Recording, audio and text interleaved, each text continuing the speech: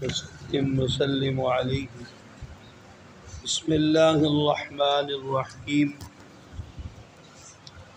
وعن ابی ہریرہ رضی اللہ تعالی عنہ قال قال رسول اللہ صلی اللہ علیہ وسلم من افتی بغیر علم کان اسمہ علی من افتاہ ومن اشار علی اخیہ بامر یعلم ان الرشد فی غیرہ فقد خانہ، رواہ ابو داود۔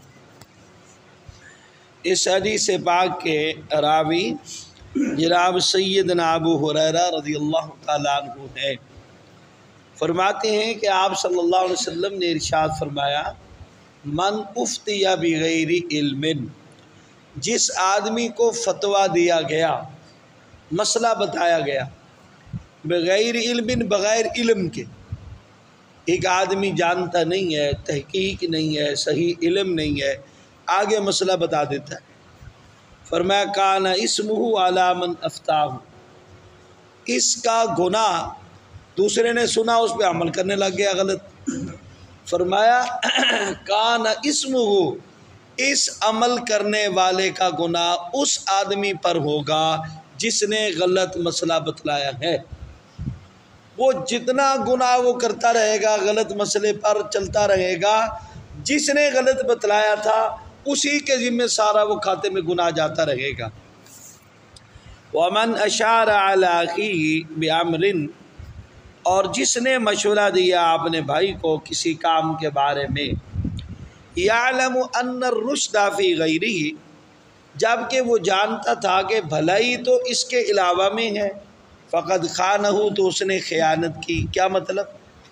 آپ سے کسی نے مشورہ لیا، یار میں نے فلاں کام کرنا ہے، مشورہ آپ سے کرتا ہوں، مشورہ دو، حالانکہ آپ جانتے تھے کہ اس کام میں اس کا نقصان ہوگا، فائدہ ہے دوسرے کام میں، آپ نے اس کو نقصان والا پہلو بتلا دیا، جانتے تھے کہ فائدہ دوسری جانب ہے، گویا آپ نے اپنے بھائی کے ساتھ خیانت کی ہے، قیامت والے دن آپ خائنین میں کھڑے ہوں گے۔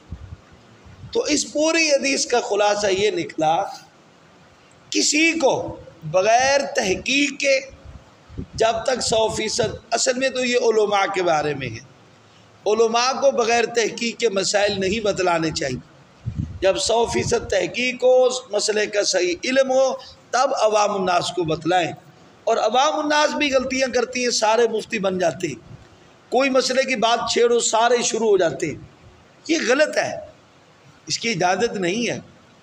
علماء سے مسائل پوچھیں، علماء کو چاہیے تحقیق کے بعد بتلائیں، اور عوام الناس اس کے مطابق عمل کریں۔ ایک دوسرے کو جب تک صحیح علم نہ ہو نہیں بتلانا چاہیے۔ البتہ دین کی باتوں کو شوق دلانا چاہیے، چلو یا نماز پڑھ لیا کرو، اچھا وہ ترغیب دینی ہے، لیکن مسائل وہ علماء کا کام ہے، اور علماء پہ بھی ڈیوٹی ہے کہ بغیر تحقیق کے نہ بتلائیں، تحقیق کے ساتھ بتلائیں۔ اگر غلط بتلائیں گے تو قیامت والے دن یہ بھی مجرم ہوں گے، غلط عمل کرنے والوں کا گناہ بھی بتلانے والے کے اوپر ہوگا۔ دوسری چیز یہ معلوم ہوئی، جو مشورہ دے، یعنی جو مشورہ آپ سے لے، خیانت نہیں کرنی چاہیے۔ آپ کے دل و دماغ میں، دل میں جو چیز آ رہی ہے کہ یہ پہلو ٹھیک ہے وہی بتاؤ۔ آپ نے اگر وہ صحیح چیز اس کو نہ بتلائی جو آپ کے دل و دماغ میں تھی، تو گویا پھر آپ نے اس کے ساتھ خیانت کی۔ اللہ تعالیٰ سے دعا ہے اللہ تعالیٰ ہم سب کو ایک دوسرے کی ہمدردی نصیب فرمائے، ایک دوسرے کے دکھ درد میں کام آنے والا بنائے، دین کے کاموں میں اللہ تعالیٰ سب کو آگے بڑھائے۔ وآخر دعوانا الحمدللہ رب العالمین۔